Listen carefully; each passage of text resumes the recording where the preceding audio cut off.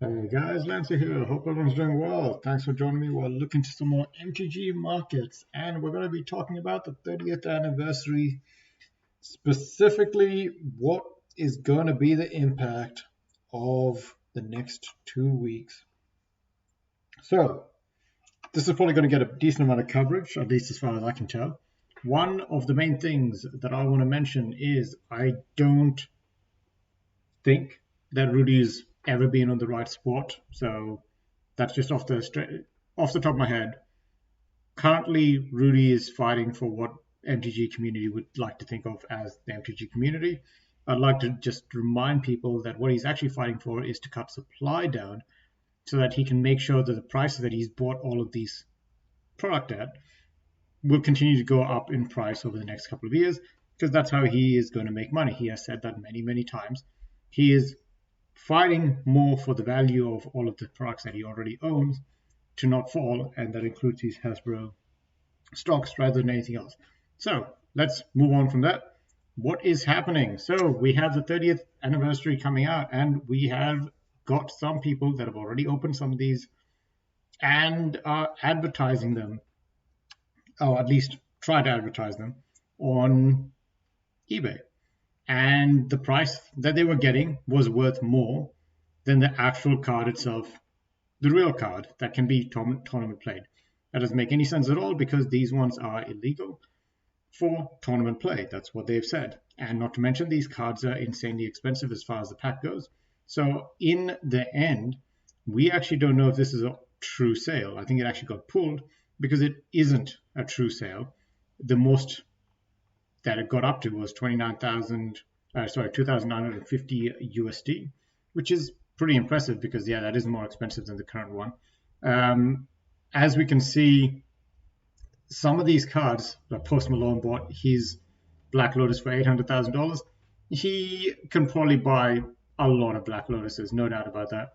But I don't imagine someone like Post Malone going and buying a Black Lotus from a non-tournament legal set when he can buy the real thing. I just don't understand what the deal is there. It makes more sense to just go out of your way and buy the real thing. Is it going to sell out well? Now, once again, I'm going to have to bring up Rudy's name. He has mentioned in almost every single video that it is probably going to sell out, and he does not want to buy any.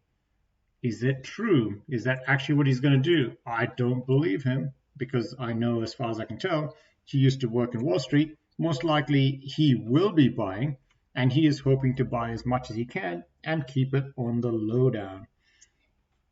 Because if he's assuming that it sells out, then he is probably going to want his hands on it. We're going to have to see how that goes. I'm not buying any. It's too expensive. I assume a lot of other people aren't buying any. Is it going to have an impact on the reserve list cards, etc.? It really shouldn't, because other than the trust of MTG and what's his word, Mark Rosewater, it really shouldn't have an impact because, firstly, they're not tournament legal, and secondly, they're not the real thing. They're not 20-something-year-old cards. They are literally printed now. And one thing that we had to remember is, while cards that are printed now have value because of the people that know how to play them, because of the power, because of the fact that they are pushed, cards that are old were played in a very different situation. I have Pokemon cards from the non-Shadow. Is the Shadow one? This is the Shadow one. I have the second or third release of the 150 original, 151 original Pokemon. I've got quite a few decent cards in there, but you should see the state they're in. I'm pretty sure there's been water dropped on them. I'm pretty sure they never got sleeved. Not until like 2 years ago did they ever get sleeved. These cards have been hanging around in a box for 20, I don't know, however long that I've had these cards for. They used to go on tables. I'm 100% sure people used to sneeze on them. I'm sure I used to sneeze on them. I used to have them as a kid. I'm saying that the original cards have value because of the fact that most of them were treated badly, or as children would treat toys. they were treated like toys. So, if your parents bought you a $20 Pokemon deck back then, you wouldn't have thought that it was worth, $800,000 now, or even like $1,000 now. You would have thought that it was worth $20 and your parents just gave you a birthday present.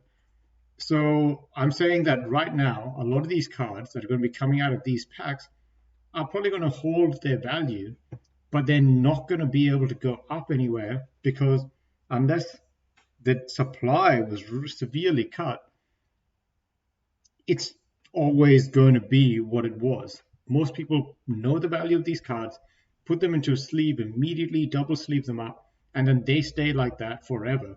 While my Pokemon cards were literally running around being stepped on by kids. So, very different situation.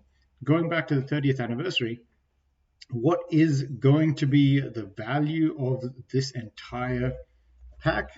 I'm not 100% sure. 30th. Let's have a look. Maybe they haven't got any pre-orders in. So this is the store that is pretty good for Australians to use. Infinity 189.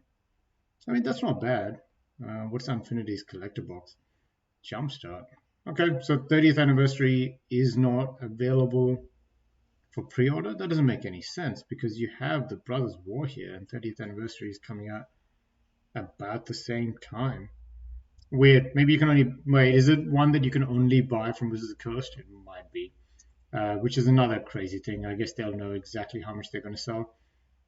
Is it going to sell well? Rudy has said too many times that it's going to sell out, so I'd be very surprised if it doesn't sell well. He's got enough reach that he's going to probably get it to sell well just by saying that multiple times, which is another thing that kind of annoys me as well, because he's obviously thinking of it. It's obviously going to happen at some point in time where people are just going to listen to him and say, I'm just going to do the opposite of whatever Rudy says, because if he's buying a lot, then everyone else is buying a lot. If he's not buying a lot, then no one else is buying a lot. So maybe I'll just buy some anyways. But yeah, I think it's up to you guys on what you want to actually do for this. Also, there's something really weird going on with my mouse. Okay, sure. Yeah, other than that, I just want to cover what's been happening.